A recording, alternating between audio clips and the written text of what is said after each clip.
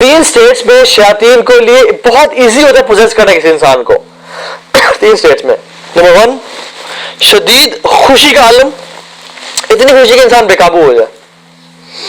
دوسرا شدید ڈپریشن کا عالم, جتنا ڈپریشن کا انسان دیکھو اپنے آپ کو مارنے کا اور زندگی سے ہو بھی ختم ہو جائے.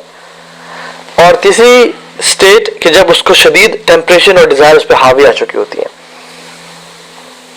شہوت اس پہ جب غالب آ چکی ہوتی ہے اور اس نے دعا نہیں پڑھی ہوتی. اس لیے بیگم کے پاس جانے سے پہلے بھی کون سی دعا ہے؟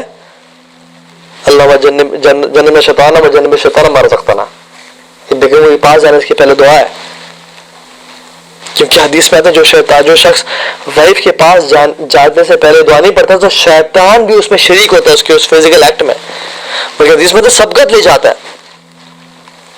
سبقت لے جاتا ہے. تو شیطان نے دو لوگوں کو بھی ٹچ نہیں کیا, ایک مریم علیہ السلام کو اور ایک عیسیٰ علیہ السلام کو, کیونکہ ان کی ماں نے کیا دعا کی تھی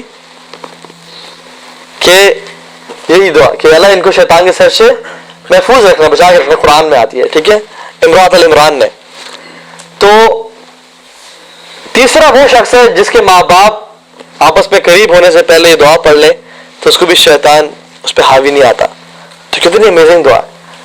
لیکن ہم میں سے اکثریت مطلب 99% پاکستانیوں میں یہ دعا ان کو پتہ ہی نہیں ہے کہ قریب جاتے وقت یا وائف کے ساتھ فزیکل ریلیشن سے پہلے یہ دعا پڑھنی بھی چاہیے نہیں. تو تیسری اسٹیٹ جب انسان اسپرچولی ٹیمپریشن بہت زیادہ ہوتی ہیں.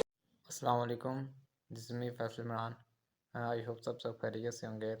ایز وی نو کہ ہم نے اس چینل پہ بلیک میجک پہ ایک سیریز شروع کی ہوئی تھی اور یہ سیریز کا تیسرا پارٹ تھا. پہلے پارٹ میں شیخ نے بتایا کہ جن کپلز پہ جادو ہوتا ہے, جن ہسبینڈ اور وائف پہ جادو ہوتا ہے, اس کے سمٹمز کیا ہیں, اس کے سائن کیا ہیں. اور دوسرے پارٹ میں شیخ نے بتایا تھا کہ جس گھر پہ جادو ہوتا ہے یا جس شخص پہ جادو ہوتا ہے اس کے کیا سمٹمز ہیں.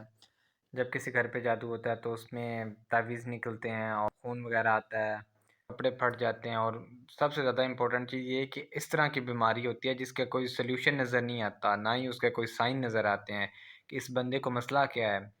اگر ڈاکٹروں کے پاس لے کے جائیں تو وہ کہتے ہیں کہ اس کو کوئی بیماری نہیں ہے, مگر وہ بندہ ڈے بائی ڈے ویک ہوتا جاتا ہے. اور اگر کسی عالم کے پاس لے کے جائیں تو وہ کہتا ہے کہ اس کو کوئی روحانی مسئلہ بھی نہیں ہے, پھر بھی مگر وہ بندہ ریکور نہیں ہو رہا تھا. تو اس طرح کی بیماری جس کا کوئی سلیوشن ہی نہ آ رہا ہو, جس کی کوئی سمجھ ہی نہ آ رہی ہو, یہ بھی ایک جادو کے ایک سائن میں سے ہے. چینل پہ اس ریلیٹڈ اور بھی بہت سی انفارمیٹیو ویڈیو آنے والی ہیں, so stay tuned with use innovation. خدا حافظ.